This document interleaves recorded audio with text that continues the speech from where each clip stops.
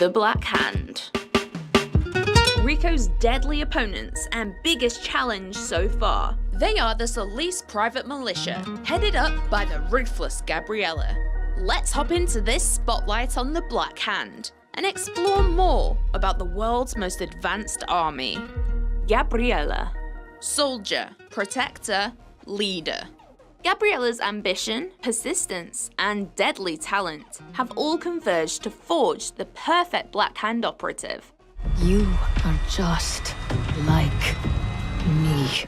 The Black Hand is Gabriella's home and her life, and she'll do everything that she can to protect it. Ghost. Meet the Ghost. Oh, wait, where'd he go? As you can see, or rather not see, the Ghost enemy type has a cloaking ability that renders him almost entirely invisible. You can see how that's a bit of a pickle in combat. How do you kill him if you can't see him? There is, however, a vague rippling effect where the Ghost is, so you can still make out where he is if you focus. Be quick though. Whilst camouflaged, they will charge up a powerful shot and attempt to shoot you before they turn visible again. The Ghost is incredibly agile. They'll dart around, slide into cover, roll and evade, so that it's much trickier to pin them down and land a successful shot. His purpose is to flush you out and force you to keep moving. And he does it well. Sniper. Utilizing laser sight, the sniper has pinpoint accuracy and can cause significant damage to Rico from far away. You'll instantly know when snipers are targeting Rico because a red laser will follow him around relentlessly. Tactically, if you whip into your wingsuit, they will have a much harder time tracking your movements. Titan. Titan by name, Titan by nature. Titans do not have weak points and can take a lot of damage thanks to their incredibly resilient armor. I fired 3 consecutive rockets right at him, and he still gets right back up.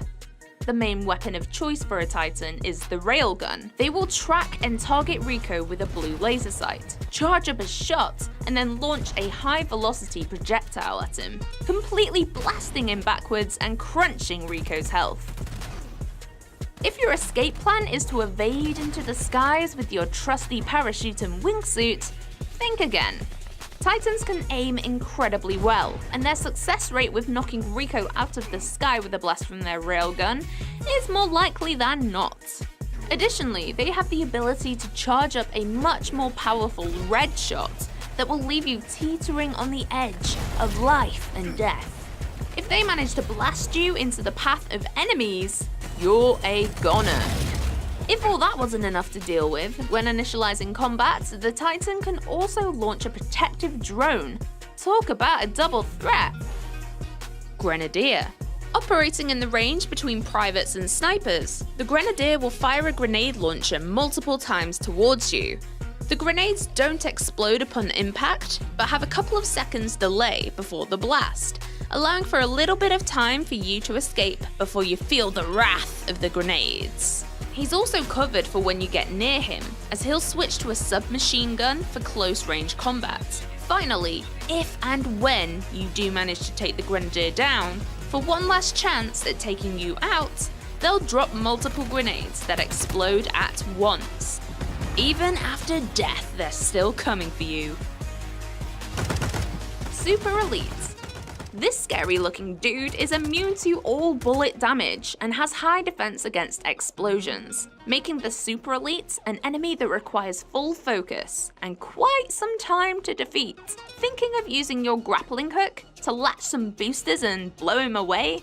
Well, think again. Super Elites are also exempt from grappling hook attacks.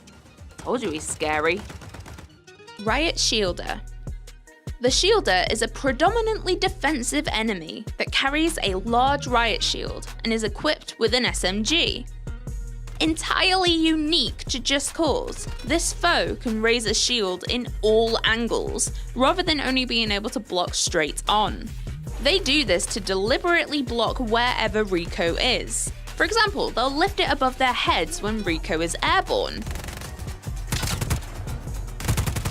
Think of them like a tortoise, hiding in their shell.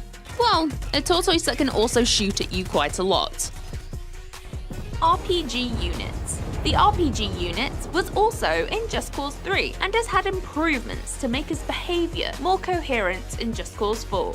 This enemy targets Rico with a green laser to differentiate from the red snipers. You can also telegraph his position after he's fired a rocket, as a smoke trail lingers behind from his location to yours.